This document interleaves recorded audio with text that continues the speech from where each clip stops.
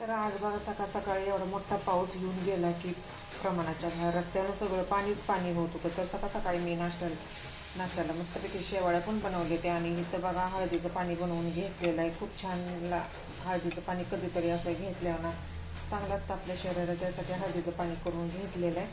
चांगलं शोधून करून घेतल्यानं आणि हळदीचं पाणी इथं उकळून दिलं मस्तपैकी. आणि आता गार करायला ठेवलं म्हणून अशा 3 डिश त्या व्यवस्थित ठेवल्या त्या. स्वयंपाक करत करत सगळा पसाराच पडलेला आहे माझा. आणि इकडं आपली शेवाळ्या पण शिजते ते चांगले उकळी पण फुटलेले मस्तपैकी. शेवाळ्या शिजवून घेतल्या नाश्त्याला. सकाळ सकाळची सगळ्यांचीच गडबड चालू झालेली आहे. इकडे TV पण आहे पण आवाज कमी करून ठेवलेला आहे. लय मोठाचा मोठा पाऊस येऊन गेला पण आता कमी आला आहे जरा. त्याच्यामुळं छान असं वातावरण पण झालेलं आहे.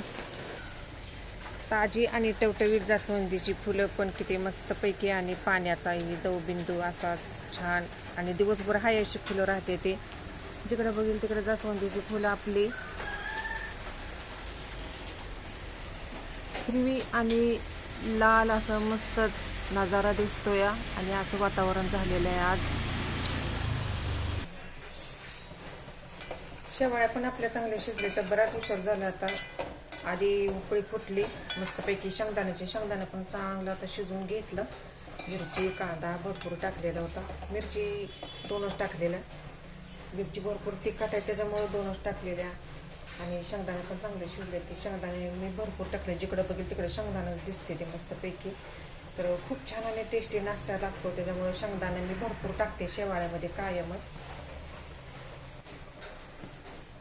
अजून थोडं आता शिजवून देते. आता झाकून ठेवते. पाणी पण याच्यातलं काही आटलेलं नाही त्याच्यामुळे गॅस कमीच ठेवलेला आहे. आता तर पुन्हा एकदा शुभ सकाळ सर्वांना. आपली तुळस आता केवढी मोठी लावलेली आहे. आणि किती छान असं फुलं आले ते. पावसामुळे इतकी उंची वाढलेली आहे तुळस की.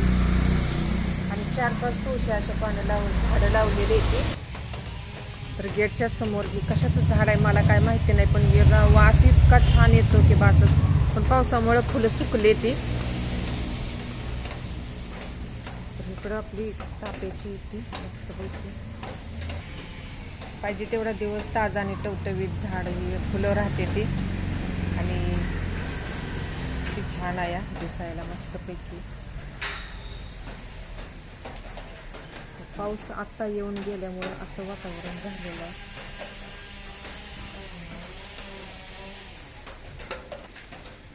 आपल्या गेटच्या समोरच ही अशी झाड आहे ती. आणि मोगऱ्याची पण झाड आहे ती.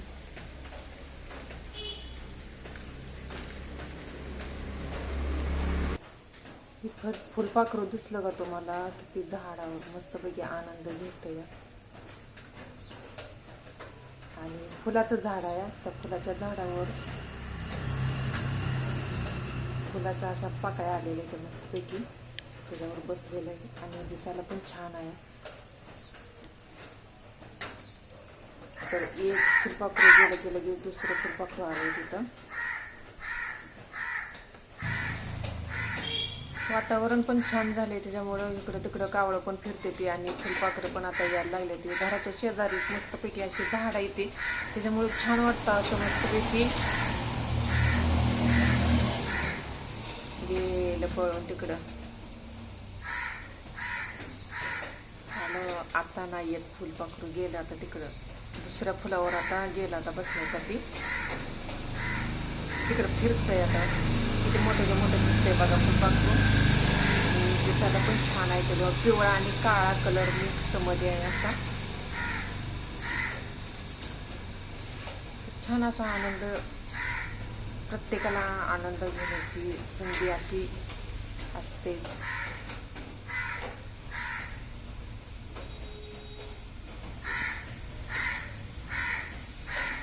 जवळनं बघितलं म्हणजे असं दिसतं या. गेलं तिकडं पळत.